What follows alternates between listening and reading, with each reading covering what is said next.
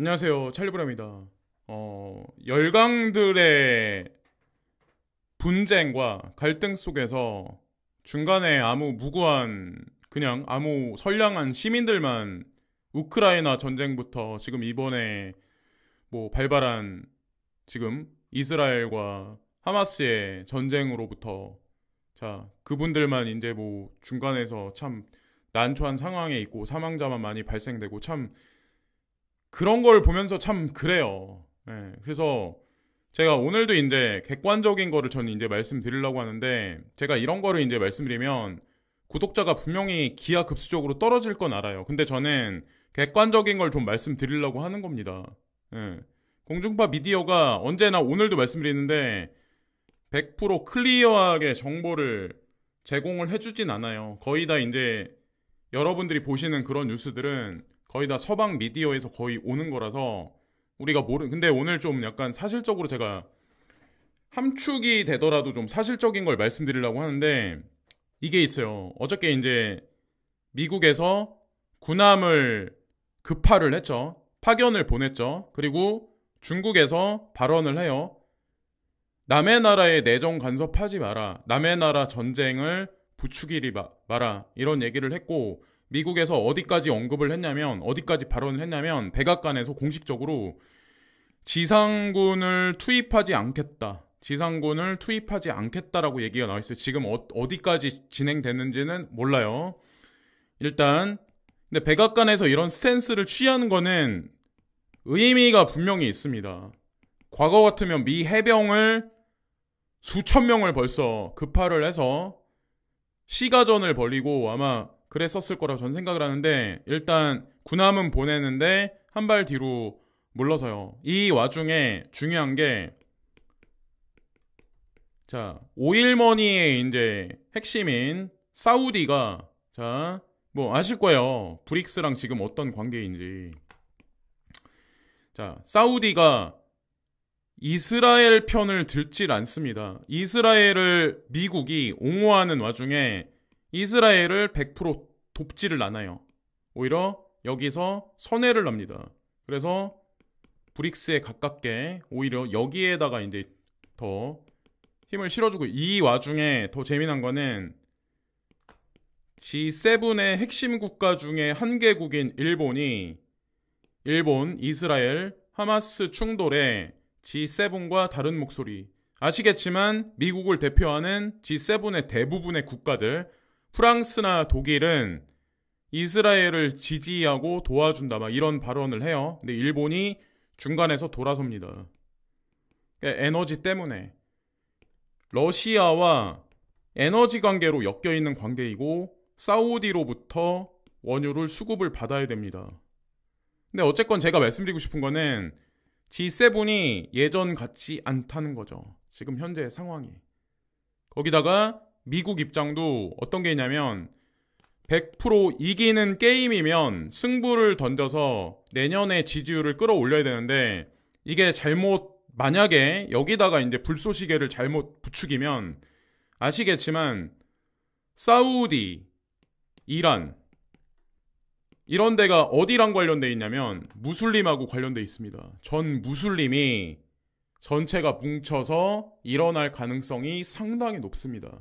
그것을 껄끄러워하기 때문에 백악관에서는 이런 결정을 내린 게 아닐까라는 그런 생각을 하거든요. 그러니까 과거와는 좀 양상이 좀 다른 양상이 보여지는 거죠. 공중파 미디어에서 이제 뭐 전문가라고 하시는 분들이 미국이 이걸 또 해결할 거야 막 이런 분들도 분명히 계실 거고 이 프레임을 아마 대만 전쟁에도 이게 중국이 뭐 대만 이 얘기에도 이제 부추겨가지고 중국이 대만을 뭐 침공하면 뭐 미국이 뭐 이렇게 막 그러실 텐데 대만은 아시겠지만 자 대만의 TSMC라고 하는 반도체 회사가 중국에 있는 일부 특정 어떤 그 기업과하고 이미 엮여 있는 상황이고 한국에 있는 삼성전자나 SK 반도체도 아시겠지만 중국의 화웨이라는 기업하고 엮여 있는 상황이고 미국은 반도체 산업에서 중국을 배제시킨다. 밴시켜야 된다. 그래서 인프라에서 차단시켜야 된다라고 얘기를 했는데 무기한 연기를 해주고 있는 지금 현재의 상황이에요.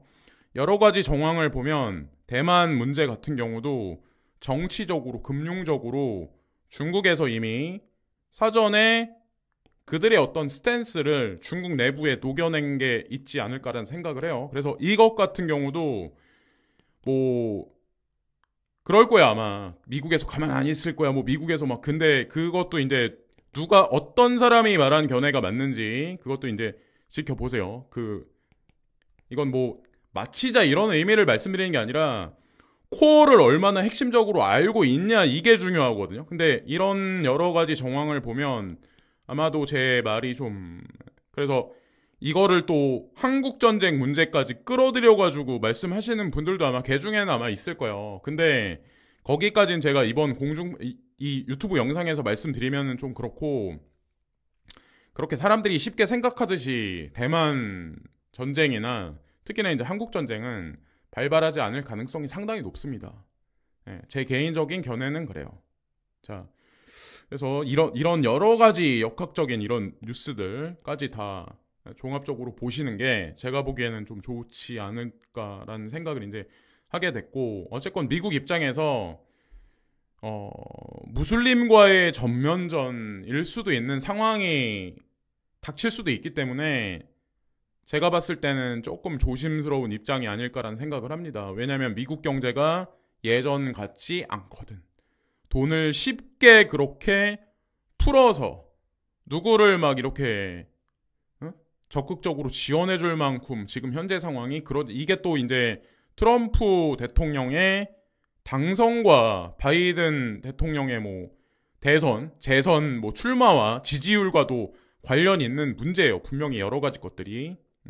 그건 나중에 이제 다시 한번 말씀을 드릴게요. 지금 하여튼 제가 생각하는 큰 그림상에서는 이렇습니다. 뭐 다른 분들은 아마 뭐 미국이 알아서 이번 것도 해결하고 뭐 경찰 국가로서의 지위를 확보한다고 아마 얘기를 할 텐데 제가 봤을 때는 경찰 국가의 지위를 내려놓는 수순으로 되는 트리거 포인트가 되는 게 아마 우크라이나 전쟁이 될 거고 또 하나는 이번 이스라엘 여기서 이제 팔레스타인과 전쟁에서 터진 이런 문제에서도 경찰 국가로서의 어떤 그런 거를 좀 예전 같지 않게 내려놓을 가능성이 높지 않을까라는 생각을 합니다. 자, 이 얘기는 이제 여기까지 하고 뭐 나머지는 뭐 전문가 분들이 알아서 하겠죠. 자,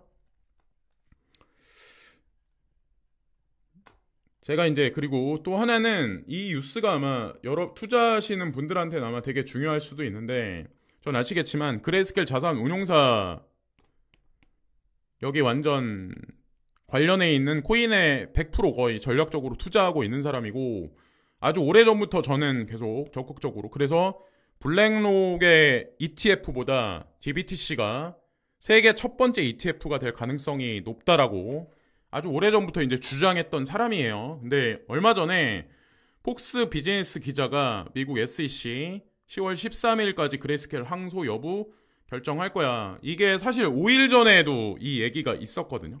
5일 전에. 근데 이제 한번 환기를 시켜주는 거죠. 그래서 13일까지 만약에 SEC가 항소를 안 할 경우 이 GBTC의 ETF 전환에 관해서 고려를 해야 될 거다라고 이제 이 발언을 했죠. 이것도 이제 뭐 지켜볼 문제이긴 한데 항소를 안 했다고 해서 당장 ETF 승인 나는 거는 아니에요.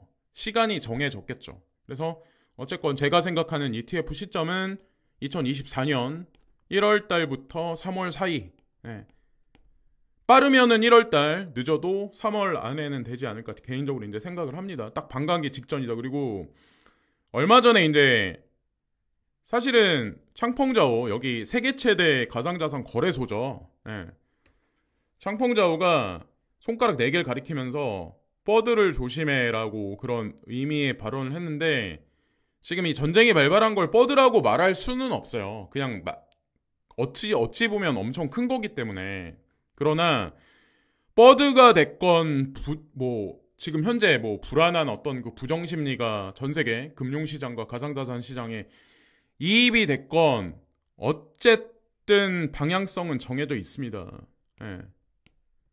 어쨌든 큰 흐름에서 방향성은 분명해요. 그냥 제가 이제 우려스러운 거는 단기적인 수익을 얻기 위해서 그냥 무지성으로 가상자산 시장에 들어온 많은 분들이 아마 있을 거라고 저는 생각해요. 근데 그렇게 쉽지가 않아요.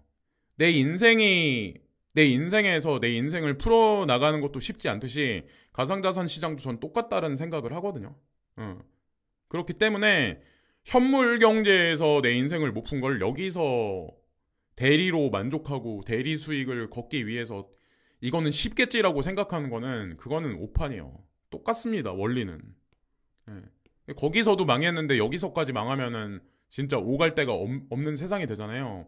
가뜩이나 점점 먹고 살기 힘든 시절로 점점 들어가는데 2025년을 넘어서 2030년까지 가면 아마 생각지도 않은 일들이 되게 많이 발생이 될 거고, 트럼프 대통령이 미국에서 당선이 된다면 아마도 사람들이 생각하는 거 똑같은 상황이 아마 안 될걸요.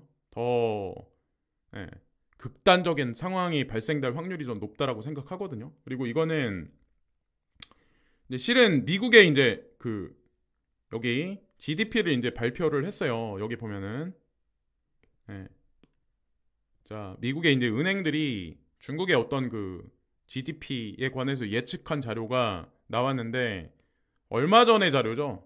바닥을 찍었다. 근데 이제 뭐 어떤 견해냐면 두 개의 은행이 발표를 해요. 하나는 시티그룹이었고 하나는 JP모건 체이스가 이제 발표를 하는데 원래는 4.8이었는데 이거를 5%로 올립니다.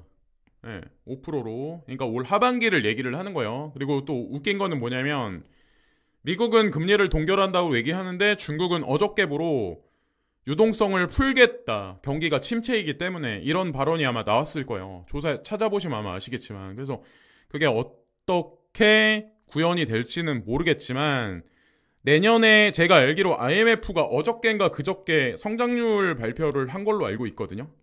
미국과 중국을. 중국은 4.2% 발표했고 미국은 1.5% 발표했어요.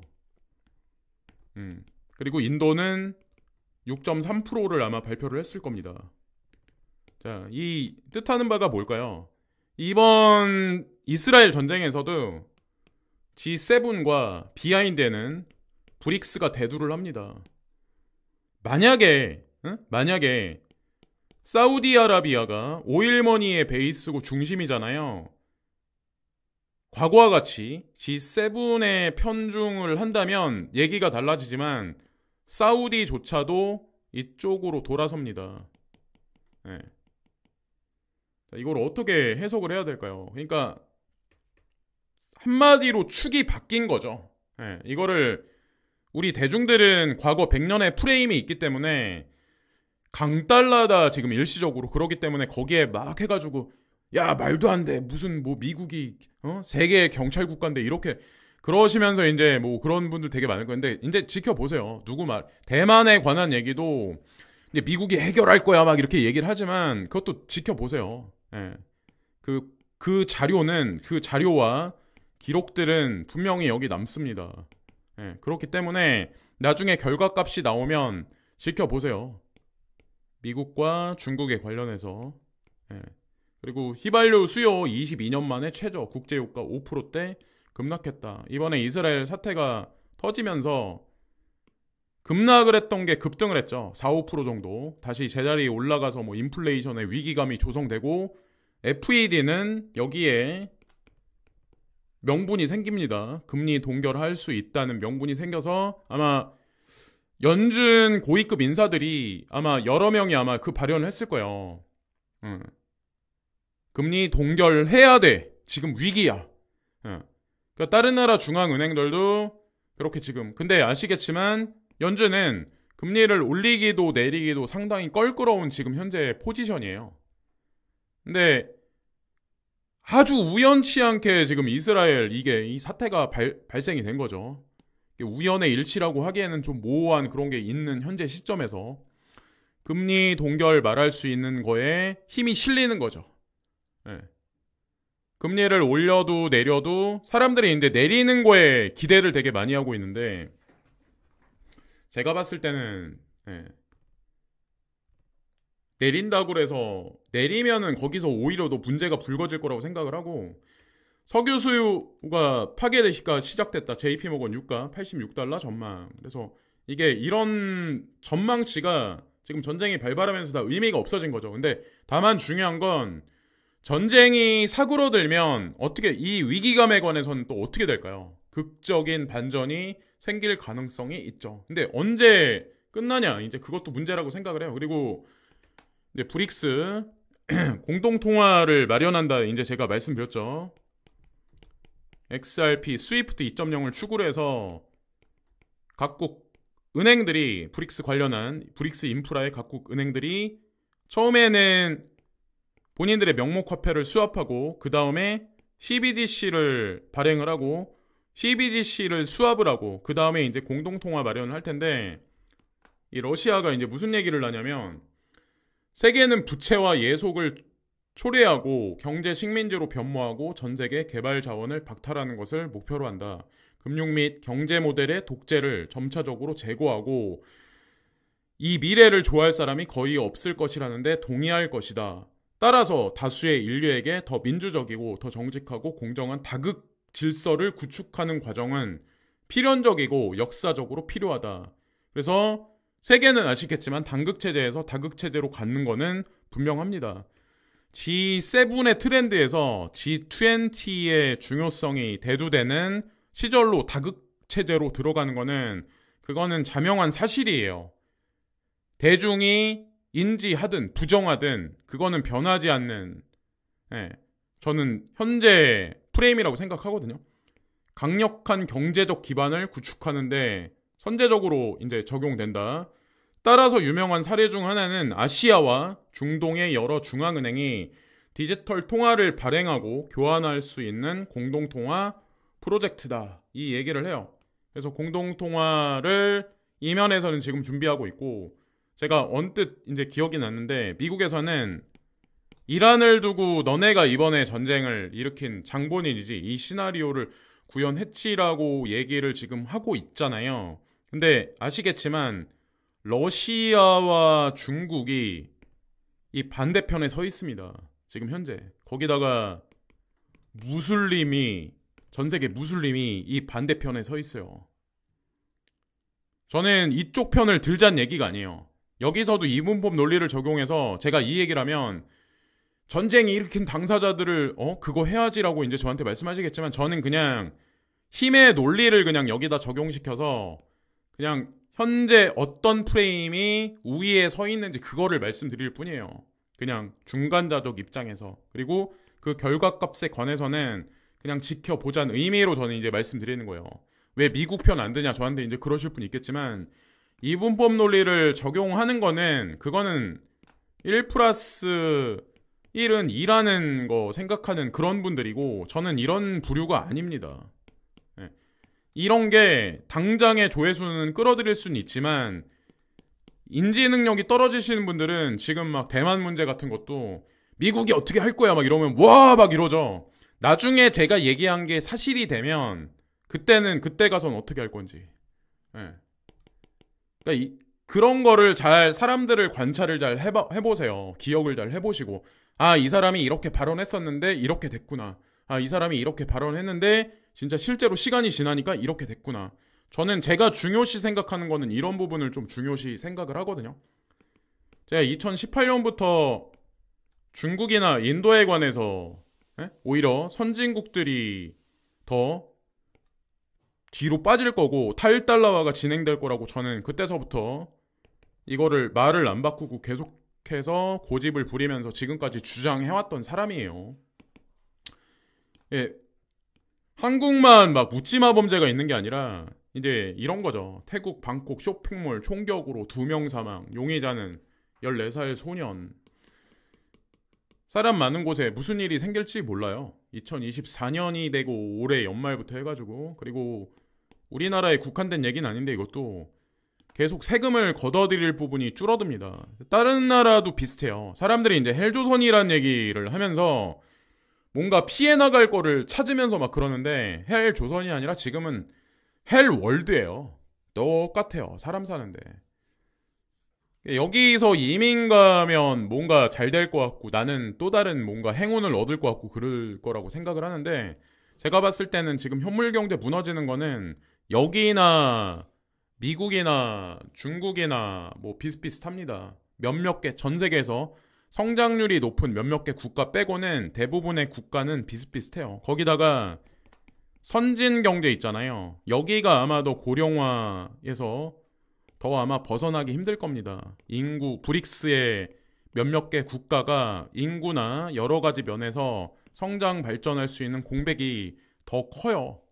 네. 그래서 월가의 자본이 됐든 뭐가 됐든 글로벌리스가 프레임을 여기서 이쪽으로 바꾼 것도 사실 큰 그림상에서 그런 게 아닐까라는 생각을 합니다. 그리고 이게 이루어져야 우리가 원하는 가상자산의 확장과 폭발이 일어나요. 네. 이게 돼야 중앙정부도 세금을 많이 걷어갈 수가 있고 8월까지 국세 47.7조 6천억 원 덜 거쳐 법인세 20조 원 감소 많이 파업 신고를 했단 얘기죠. 폐업 신고를. 자, 폐업 신고를 했단 얘기죠. 파업이 아니라. 자, 그리고 양대 마이닝 풀 1월 이후 BTC 해시레이트 50% 이상 점유라고 얘기가 나오는데 제가 예전부터 말씀드리는데 탈중앙화? 세상이 여러분들이 생각하는 것 같이 탈중앙화? 중앙정부는 대중의 통제에서 벗어날까요? 제가 봤을 때는 고도의 중앙집권화되는 시절로 점점 들어가는데 일거수 1투족을 감시할 수 있는 감시사회로 전향되는 게 아닐까라는 생각을 하거든요. 과거와 다르게. 그리고 대중의 빅데이터를 소비 패턴이든 그게 뭐가 됐건 그거를 다국적 기업들은 공유하고 그거를 데이터하고 그거를 상업용으로 사용하고 이런 시대가 되지 않을까라고 이제 전 생각. 이 비트코인도 마찬가지로 대기업들이 전력 산업에 관해서 이 사람들이 집중하고 카테고리에서 50% 이상을 점유하고 비트코인 해시레이트에서도 50% 이상을 점유를 했다라고 하잖아요. 과연 이거는 어떻게 될까요? 자, 대중이 많이 가지고 있을까요? 아니면 누가 많이 가지고 있을까요? 그리고 이거는 닥사 얘기를 이제 제가 개인적인 생각을 이제 말씀드리려고 하는데 빗썸에서 코인원 코빗, 빗썸 코인원 코빗 10월 19일 날 REN 상장 폐지. 이거는 공통되게 본인들끼리 한 거잖아요. 제가 이제 한 가지만 말씀드려 볼까요? 코인원에서 위믹스라는 코인을 상장을 시켰잖아요. 업비트에서 상패를 시키고 한 바퀴를 싹 돌았다가 위믹스가 상장을 합니다. 네, 위믹스가 상장을 해요. 근데 보세요. 이 부분을 반추해서 한번 보세요. 유출을 할 수가 있어요. 그럼 코인원에서 이런 결정을 내렸다는 얘기는 나머지 빗썸이든 코빗이든 업비트든 동일한 결정을 내릴 가능성이 전 높다라고 생각하거든요. 왜냐면 상패를 이렇게 결정할 때도 상장을 결정할 때도 비슷한 견해가 유입이 됩니다. 네, 그래서 이거를 적용해서 그냥 한번 말씀드려보고 싶었어요. 자, 닥사의 어떤 그런 거를. 그리고 제가 이제 미국이 경찰 국가로서의 어떤 그 지위를 점진적으로 내려놓는다고 제가 이제 말씀드리는데 전 세계에서 달러 인덱스 있잖아요. 중앙은행에서 달러 인덱스도 점진적으로 이렇게 하락하고 있는 건 맞아요. 미군도 점진적으로 이렇게 축소하고 있는 건 100% 기정사실이고. 근데 보세요. 북이 남한 침공 시 지켜줘야 하나? 미국인에 물어보니 지켜줘야 응답자 뚝이라고 미국인의 여론이 바뀝니다. 왜냐면 내가 죽겠거든 지금. 미국에 사는 사람들도. 북이 침공 시 한국 방어해야 응답자가 과거의 63%에서 50%로 급감을 합니다. 그럼 여기서 2024년이 되고 2025년이 되면 어떻게 될까? 이 지지율이 방어해줘야 된다라고 얘기가 나올까요? 어떻게 될까요? 여기다가 변수는 뭐냐면 트럼프 대통령이 당선이 되면 어떻게 될까요? 트럼프 대통령이 당선이 되면 방위비를 깎을까요? 방위비를 곱하기 2배를 할까요? 한국 정부에 70조 원 내나 140조 내나 먹고 살기도 힘든데 전 세계 인플레가 높은데 우리가 왜 너네 도와줘야 돼? 돈 더 내놔. 그럼 만약에 돈 더 안 주면 미군 철수한다고 분명히 얘기 나옵니다. 자, 하여튼 이거는 다가오는 얘기인데 다가오는 시나리오에는 제가 단편적으로 말씀드린 건데 뭐 트럼프가 당선된다는 100% 보장 있냐라고 이제 저한테 물어보실 분들 아마 있을 거예요. 근데 그거는 100% 제가 지금 상황에서 단정은 못 짓죠. 그러나 지지율은 계속 올라가고 있습니다. 올 초보다 아마 제가 알기로 10%가 올라갔을걸요. 자, 네, 이거는 뭐 내년 말 되면 이제 결과값이 나올 거고, 보시면 미국에서는 이런 게 있어요. 뭐 TSMC, 뭐 반도체 인프라에서 앞에서는 배제시켜야 돼. 이 인프라에서 중국을 차단해야 돼. 라고 얘기를 하는데, 이때도 이제 그런 얘기를 했죠. 10월 5일날 상무부 장관 화웨이 반도체 충격적. 수출 통제 도구 더 필요해. 이렇게 얘기를 하는데, 아시겠지만, SK와 삼성전자, 화웨이와 어떤 그 반도체 장비, 반도체 관련해서 지원해주는 거를 그냥 무기한 연장을 시켜놓고 무기한 연기를 시켜놨어요. 과연 미국의 이게 의도일까?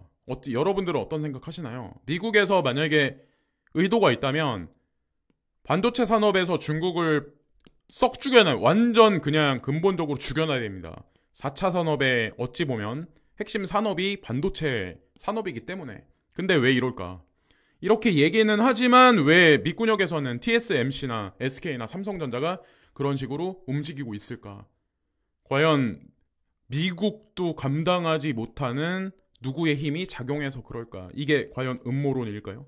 제가 이제 말씀드린 여러 가지 이런 것들이. 이라크는, 자, 여기 이란이 아니라 이라크 얘기 나와요. 미국 달러로 모든 현금 인출을 금지한다. 네, 브릭스, 이란, 이라크, 아랍 연맹, 아프리카 연맹, 무슬림, 전부 다 탈달러화를 도모하고 있습니다. 현재의 상황이. 탈달러화가 돼야 가상자산이 들어갈 공간이 생기고 이 공간에 가상자산이 들어갑니다. 근데 실제로 지금 현재 이렇게 이루어지고 있어요. 네. 스위프트 2.0망이 점점 구체화되고 있고 점점 가상자산 비하인드에서는 사람들은 업비트 창에 나와 있는 숫자를 보고 지금 현재 상황을 그냥 판단 내려버리지만 사실은 비하인드에 이런 것까지 다 이 머리 아프게 뭐 이런 것까지 알아야 돼라고 이제 그냥 보실 분 있겠지만 이런 것까지 알아야 됩니다. 이게 다 연결돼 있어요. 재밌잖아요. 이런 부분 하나하나 보시면은. 그래서 여기까지 말씀드리면서 오늘 방송을 마치겠습니다. 그래서 극도의 불안한 지금 현재 상황인 건 분명하고 무고한 시민들이 막 이렇게 사망하는 그런 모습들, 저는 근데 솔직히 그런 거 자꾸 보면은 정신적으로 피폐해지기 때문에 보진 않는데 그냥 기사는 보거든요. 하여튼 보세요. 지켜보세요. 어떻게 가상자산은 과연 어떻게 되나. 그냥 지금 현재 업비트 창에 나와 있는 파란색 막 그런 것만 보고 판단 내리지 마시고 그냥 전체적인 큰 흐름이 어디서 어디로 흘러가나 이런 거를 좀 객관적으로 바라보셔야 되는 시점이 아닐까라는 생각을 합니다. 자, 여기까지 말씀드리면서 방송을 마치겠습니다. 좋은 하루 되세요. 감사합니다.